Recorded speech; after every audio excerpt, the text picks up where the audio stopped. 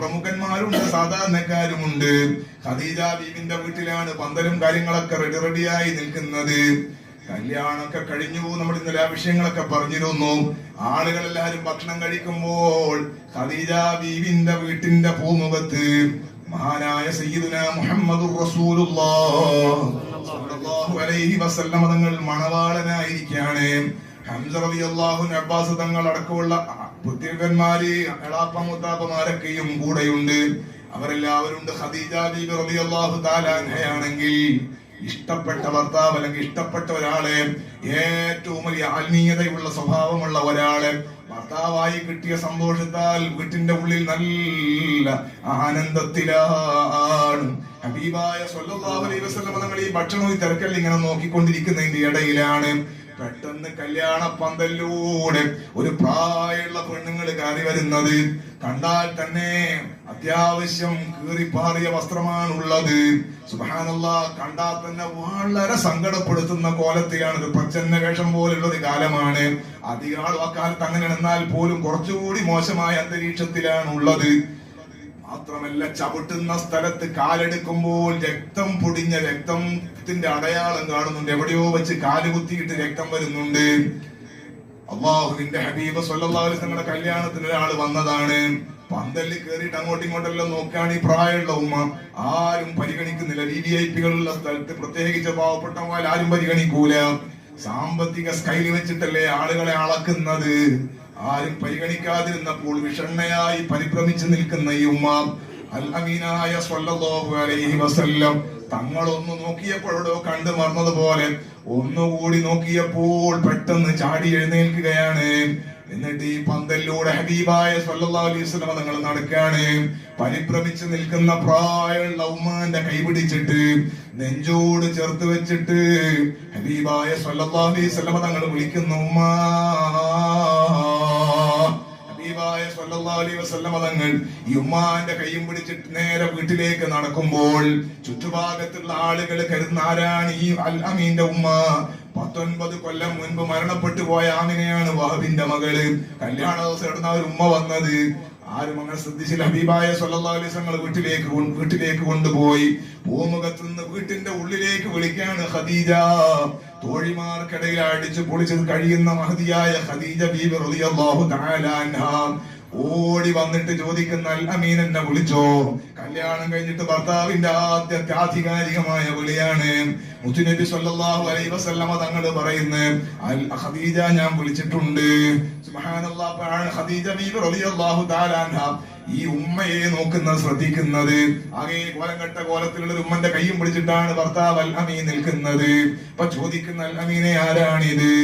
മുത്തായ സ്വല്ലല്ലാഹു അലൈഹി വസല്ലം തങ്ങൾ ഖദീജ ബീവിനോട് പറയുന്നു, ഖദീജ, ഇതാണ് 4 വയസ്സ് വരെ എന്നെ പൂറ്റി വളർത്തിയ, 2 വയസ്സ് വരെ എനിക്ക് മുലയൂട്ടി തന്ന എന്റെ ഉമ്മ ഹലീമ. ഹലീമത്തു സഅദിയ റളിയല്ലാഹു തആല അൻഹയാണ്. ഖദീജ ബീബി റളിയല്ലാഹു തആല അൻഹയോട് മുത്തായ സ്വല്ലല്ലാഹു അലൈഹി വസല്ലമ തങ്ങൾ പറയുന്നു, ഖദീജ, ഉമ്മക്ക് നല്ല സമാധാനത്തിന് അവർക്ക് വിശ്രമിക്കാനുള്ള സൗകര്യം ഏർപ്പെടുത്തി കൊടുക്കേണ്ടതുണ്ട്. ആമി ഹലീമ ബീവിയോട് ചോദിക്കുന്ന, ഉമ്മ എവിടെ നിന്നാണ് എത്തിയത്, എങ്ങനെയാണ്, എന്തൊരവസ്ഥയാണിത്? ഹലീമത്തു സഅദിയ റളിയല്ലാഹു അൻഹ പറയുന്നു, മോനെ, പഴയ കാലം പോലെയല്ലോ, പ്രായമായി പോയി. അന്നൊക്കെയും മുല കുടിക്കാൻ വേണ്ടിയുള്ള കുട്ടികൾ ഉണ്ടാകുമ്പോ ആ നിലക്കെങ്കിലും ഒരു വരുമാനം ഉണ്ടാകുമായിരുന്നു. സ്വന്തം കുട്ടി ഉണ്ടാകുമ്പോഴല്ലേ മറ്റു കുട്ടികൾക്ക് മുല കൊടുക്കാൻ പറ്റുള്ളൂ. പ്രായം കഴിഞ്ഞാൽ പിന്നെ ആ പരിപാടി നടക്കൂലല്ലോ. മറ്റ് പല മാർഗങ്ങളും എല്ലാം മുടങ്ങിപ്പോയി. എന്റെ നാട് തന്നെ ഏകദേശം പട്ടിണി കിടക്കുന്ന അവസ്ഥയിലാണ്. കൂട്ടത്തിൽ ഏറ്റവും പാവപ്പെട്ട കുടുംബമായിട്ടുള്ളത് ഞാനാണ്. മക്കയിലൊക്കെ വന്നിട്ട്, ടൗണിലൊക്കെ വന്നിട്ട് പോകുന്ന ആളുകളിൽ നിന്നാണ് വിവരമറിഞ്ഞത്. അവര് ഞങ്ങളോട് പറഞ്ഞു, ഹലീമ, നീ പണ്ട് മുല കൊടുത്ത 10-20 കൊല്ലം മുൻപ് മുല കൊടുത്ത അൽ അമീൻ എന്ന് മക്കാര് വിളിച്ച് ആദരിക്കുന്ന ഒരു ചെറുപ്പക്കാരനില്ലേ, ആ അബ്ദുൽ മുത്തലിബിന്റെ മകന്റെ മകൻ, ആ കുട്ടിയുടെ അല്ലെങ്കിൽ ആ മകന്റെ കല്യാണമാണ് ഇന്ന ദിവസം. അതുകൊണ്ട് നിങ്ങൾ അവിടെ പോയാൽ കല്യാണത്തിന് വധുവായി വരുന്നത് മക്കയിലെ ഏറ്റവും വലിയ പണക്കാരിയായ ഖദീജയാണ്, ഖുവൈലിദിന്റെ മകളാണ്. നല്ല ഭക്ഷണം ഒരുക്കിയിട്ടുണ്ടെന്നാ കേട്ട്, നിങ്ങൾ പോയാൽ നിങ്ങൾക്ക് ഭക്ഷണം കിട്ടും, പറ്റുമെങ്കിൽ കൊണ്ടുവരാനും പറ്റും. അങ്ങനെ പ്രേരിപ്പിച്ചപ്പോൾ, മോനെ, നിന്റെ കല്യാണത്തിൽ വെറുതെ ഒരു ദുശകനം പോലെ കയറി വന്നതല്ല. ഉള്ളതിലുള്ള നല്ല വസ്ത്രമാണ് ധരിച്ചത്. കാലിലണിയാൻ ചെരുപ്പില്ലാത്തതിനാൽ നടന്നു വരുന്ന വഴിയിൽ എവിടെയോ കല്ല് കയറിയിട്ടാണ് കാലിൽ രക്തം പൊടിയുന്നത്. സുബ്ഹാന ജല്ല ജലാലു.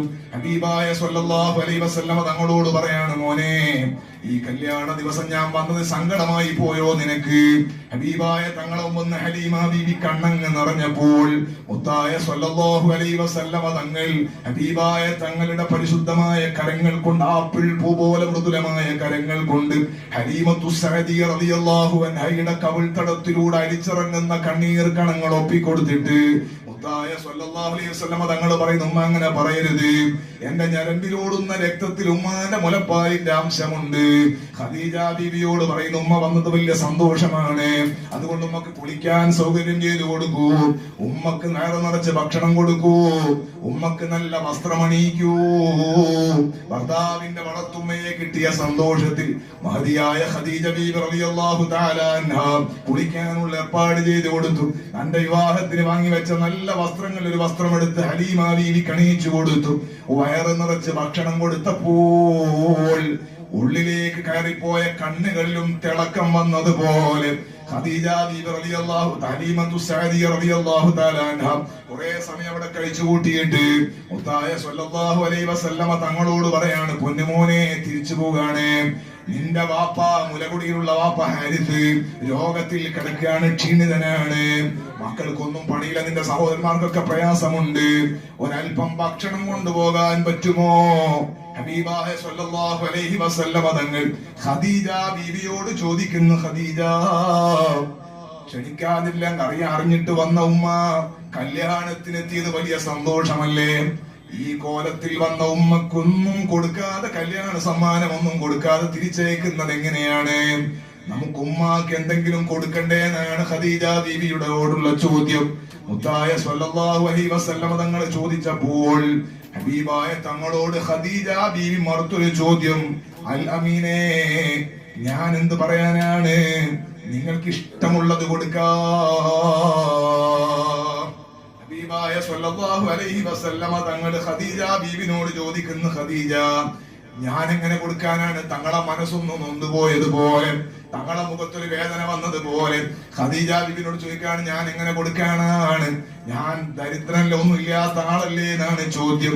സുബ്ഹാനല്ലാഹ്. കല്യാണ ദിവസം ഹബീബായ തങ്ങളത് പറഞ്ഞപ്പോൾ ഖദീജ ബീവി റളിയല്ലാഹു തആല അൻഹ ഹബീബായ തങ്ങളോട് പറയുന്ന, അൽ അമീനേ, അങ്ങനെ പറയാൻ പാടില്ല. എന്റെ സമ്പത്ത് മുഴുവനും ഞാൻ അങ്ങക്ക് സമർപ്പിച്ചു കഴിഞ്ഞു. ഇനി ഇതിൽ ഇടപാട് നടത്തുമ്പോൾ, എന്റെ സമ്പത്തിൽ ഇടപാട് നടത്തുമ്പോൾ ഞാൻ അങ്ങയോട് ചോദിക്കാതെ ഒന്നും ചെയ്യില്ല.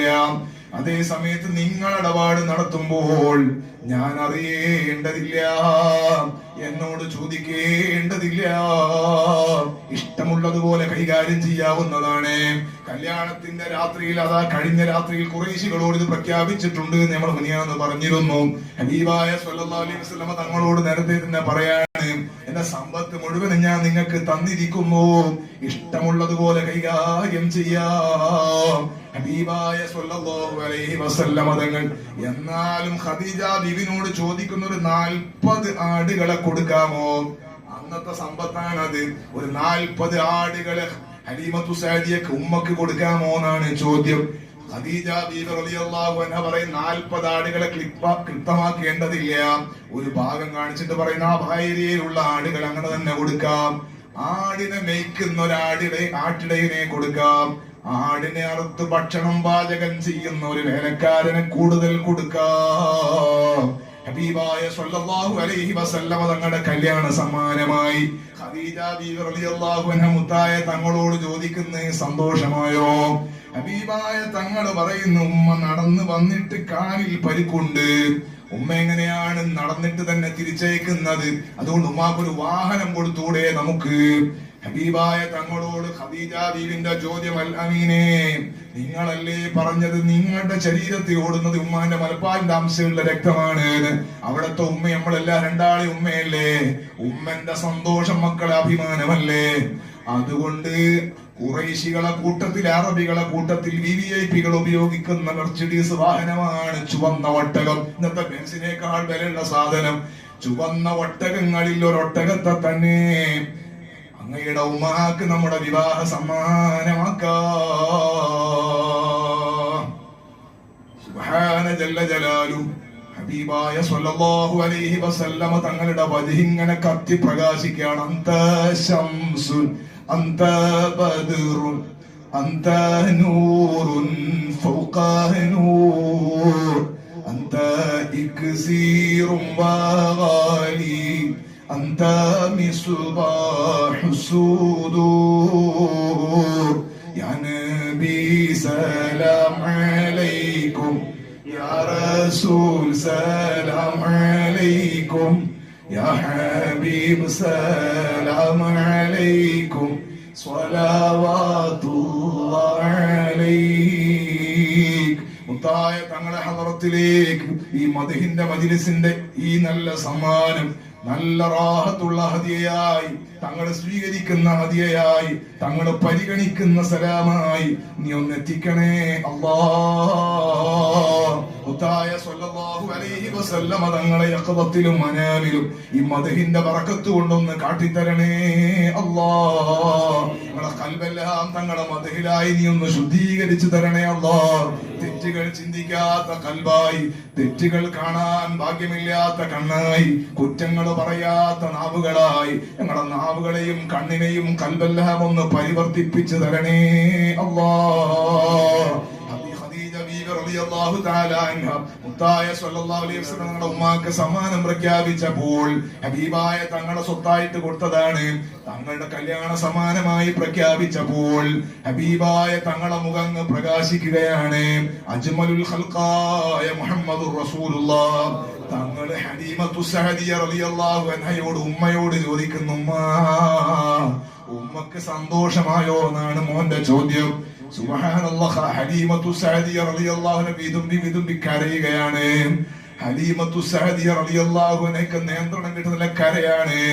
ഹബീബായ തങ്ങൾ ചോദിക്കുന്നു, ഉമ്മ എന്തിനാണ് കരയുന്നത്? സന്തോഷിക്കല്ലേ വേണ്ടത്, എന്തിനാണ് കരയുന്നത്?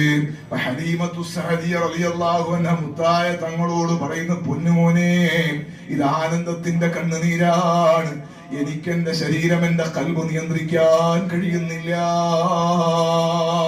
ചെറുപ്പത്തിൽ പല കുട്ടികൾക്കും ഞാൻ മുല കൊടുത്തിട്ടുണ്ട്, പക്ഷേ വലുതാകുമ്പോൾ അവരാരും തിരിച്ചറിയാറില്ല. തിരിച്ചറിഞ്ഞാൽ തന്നെ അറിഞ്ഞ ഭാവം നടിക്കാറില്ല. നിന്നെ കുറിച്ച് ഞാൻ കേട്ടിരുന്നു മോനെ, നീ ഇതുവരെ സങ്കടത്തിലും പ്രയാസത്തിലൊക്കെ ആയിരുന്നു എന്ന് ഞാൻ അറിയുമായിരുന്നു. നീ കല്യാണത്തിലൂടെ നിന്റെ ഭാര്യയിലൂടെ ഒരല്പം സന്തോഷകരമായ അവസ്ഥയിലേക്ക് വന്ന ദിവസം തന്നെ ഒരപശകുനം പോലെ, ദുശകുനം പോലെ കല്യാണത്തിന് കീറിപ്പാറിയ വസ്ത്രവും ധരിച്ച വന്ന് നിന്റെ വിവിഐപികളായ ഭാര്യ വീട്ടുകാരുടെയും കുടുംബക്കാരെയും നിന്റെ പ്രമുഖരായ തറവാട്ടുകാരുടെ ഒക്കെ മുമ്പിൽ വെച്ച് എന്റെ കൈ പിടിച്ചിട്ട് നെഞ്ചോട് ചേർത്ത് വെച്ചിട്ട് നീ ഉമ്മാന്ന് വിളിച്ചില്ലേ? ലാ യുഹ്സികല്ലാഹു അബദാ. പൊന്നുമോന് ഒരിക്കലും അല്ലാഹ് സങ്കടപ്പെടുത്തൂല. സങ്കടപ്പെടുത്താതിരിക്കട്ടെ. ഹലീമത്തു സഅദിയ റളിയല്ലാഹു അൻഹയുടെ ദുആണ്, ആശീർവാദമാണ്. പൊന്നുമോനെ, എന്റെ നാട്ടിൽ നിന്ന് ഞാൻ വരുമ്പോൾ, നിന്റെ കല്യാണത്തിന് ഞാൻ ഇറങ്ങുമ്പോൾ, എന്റെ നാട്ടിലെ ഏറ്റവും പാവപ്പെട്ട പെണ്ണാണ് ഞാൻ. പാവപ്പെട്ട കുടുംബത്തിലാണ് ഞാൻ ഉള്ളത്. ഒരു നേരത്തെ ഭക്ഷണം കിട്ടിയാൽ വലിയ ഖൈറാകുമെന്ന് കരുതിയിട്ടാണ് വന്നത്. പക്ഷെ തിരിച്ചു പോകുമ്പോൾ എനിക്ക് ആലോചിക്കാൻ കഴിയുന്നില്ല. 40-ലേറെ ആട്ടിൻ പറ്റങ്ങളും ആടിനെ നയിക്കുന്ന ആട്ടിടയനും വേറൊരു വേലക്കാരനും എന്ന് മാത്രമല്ല, വലിയ വിവിഐപികളായ അറബികൾ ഉപയോഗിക്കുന്ന കോടീശ്വരന്മാര് മാത്രം യാത്ര ചെയ്യുന്ന ചുവന്ന ഒട്ടകത്തിന്റെ മേലെ, ഒട്ടകക്കട്ടിൽ നിയന്ത്രിക്കാൻ പറ്റുന്ന, ഒട്ടകത്തിനെ നിയന്ത്രിക്കാൻ പറ്റുന്ന ഒട്ടകക്കാരൻ ഡ്രൈവറും കൂടെ എന്നെ ഇങ്ങനെ എന്റെ നാട്ടിലേക്ക് കൊണ്ടുപോകുന്നത് എനിക്ക് തസവ്വുറാകുന്നില്ല. സുബ്ഹാന ജല്ല ജലാലു.